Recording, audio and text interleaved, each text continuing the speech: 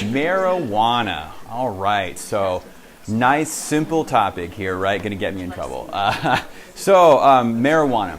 Marijuana is something that is really hot right now, and I get asked about it all the time by patients of all ages, but especially teenagers. All right, so this is something that comes up a lot, and I'm going to do an entire series of videos and talks on marijuana. So let me try to hit the highlights to answer your question and give you the kind of clinical things that I tell people to think about, and then we'll call that good for the day. So, marijuana is legal for medical use in a whole bunch of states, and it is legal for recreational use in many states. And this state is not one of them. So for those of you that are maybe watching on YouTube, I live and practice in Iowa. So we have a very, very, very narrow margin of conditions for which you can use marijuana for medical purposes. I don't see any of them, so I don't get to prescribe medical marijuana. We have basically no dispensaries and no way to get it, so it might as well be not here for medical use, and then it's definitely not legal for recreational use. So I want to start out by saying that legally speaking, I cannot recommend the use of marijuana, and I do not, because it is against the law, and there are all kinds of ramifications if you go against the law. So there's my disclaimer. Now, with that said, personally, and as a physician and somebody who really wants to help people get better, I think we're missing a huge opportunity in this country to have an entirely unique treatment chemical pathway that we're just sort of ignoring. And it's Schedule 1, which is ridiculous, no medicinal value. That's crazy. I mean, and other states have proved that. Here's what I tell people. So let me first put on my child psychiatrist hat for a second. So nobody under the age of 25 should be using marijuana. Not a popular stance, but I'm going based on the research. And I'm not going to bore you with study after study, but let me just give you the overview. And I promise you it's out there that 25 and under, the frontal cortex is really just not developed. And the risk of onset psychosis and a host of other problems are so much higher in people that are 25 and under than over that. And I do not recommend anybody 25 and under use marijuana. I can't and be an ethical physician. I just can't. Now, teenagers use it, and I was fine, and we used it in the 70s and all that. So there are so many things to address. And the parents will say that in front of me, and the teenagers will ask me. And here's kind of what I say. So first of all, the marijuana that we're seeing today is not the marijuana of the 70s. The THC percentages are much, much higher, which makes the risk much, much higher. The drug, is much, much more potent than it was. So you can't compare weed of the 70s to weed of 2019. You just can't do it. So that's piece number one. Piece number two is just because people get away with doing it when they're teenagers, and they have for decades and decades and probably millennia on millennia, doesn't mean that it's good. Because to be honest, right, so pot always gets compared to alcohol and tobacco, and I completely agree that many people die of alcohol, and why is that legal? And tobacco kills thousands and thousands and thousands and thousands of people, and why is that legal? I don't think the answer is make that illegal. We tried that with prohibition of alcohol, and look how that went. But people under 25 should not be drinking alcohol either. Also not a popular view when I tell patients that in the office, but it's absolutely true. And then tobacco is just bad. Tobacco, it's a known carcinogen, it's a known cancer-causing agent, and it just shouldn't be being used. And I think it's hysterical that tobacco is sort of still around and a lot of people use it, and it's seen now as being very benign because we've got the opiate crisis going on and everything else. So tobacco's fine. It's not fine. I don't think anybody of any age should be using tobacco. But okay, getting off topic.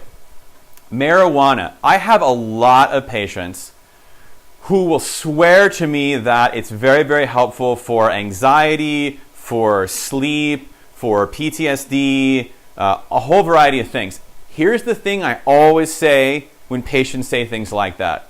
I believe you.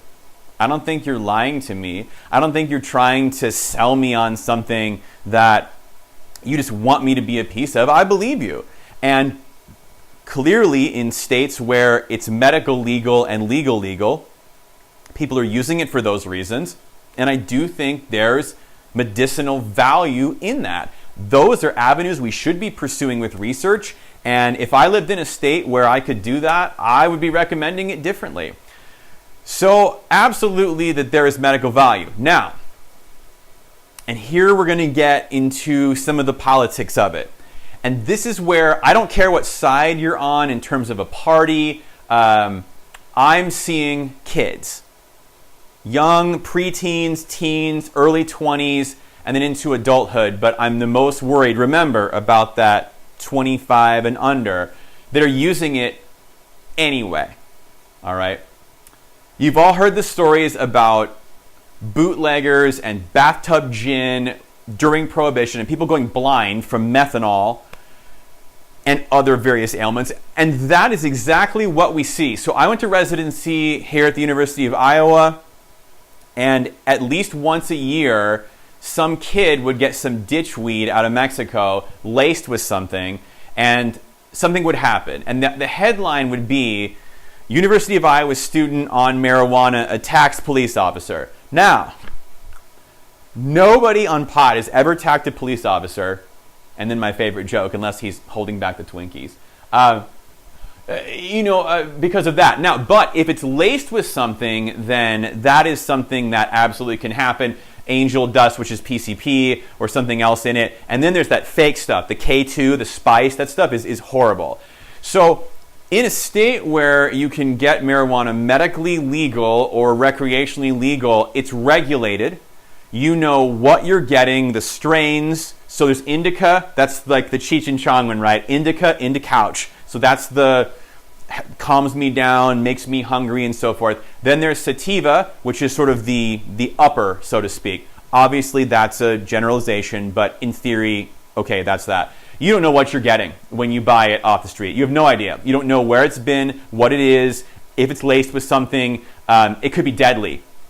And even if you trust your dealer, we're talking about a drug dealer, it is something that's illegal, and you don't really know. Even if they're saying, I got it from California, and I know it's thus and so strain with thus and so percentages, it may be. It may be, but it may not be. All right, so if you're going to use in a state where it's not legal and you don't know what's happening in terms of the strain or the potency, trust your dealer. Get it from somebody that you really trust, and be really, really careful. Because I don't have a problem with pot. I'm actually pro-pot, but I have to be rational and scientific about this. And as a doctor seeing people day in and day out, I have to think about that.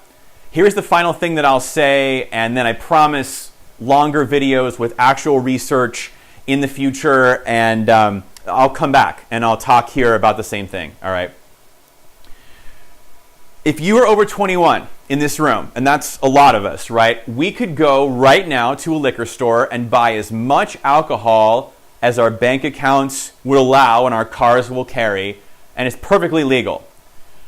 Every single one of us in this room knows somebody who should not buy alcohol ever again, even though it's perfectly legal for him or her to do so. All right? That's how I feel about marijuana. You know, even if it were made national, recreationally legal today, signed into law just like that, there are people for whom marijuana is addictive. People say, oh no, it's not addictive. There are people for whom it will be addictive. There are people for whom it will be tricky, troublesome, get in the way of life, and not be a positive thing for them. Those people should abstain. Absolutely. Just like people who should abstain from alcohol.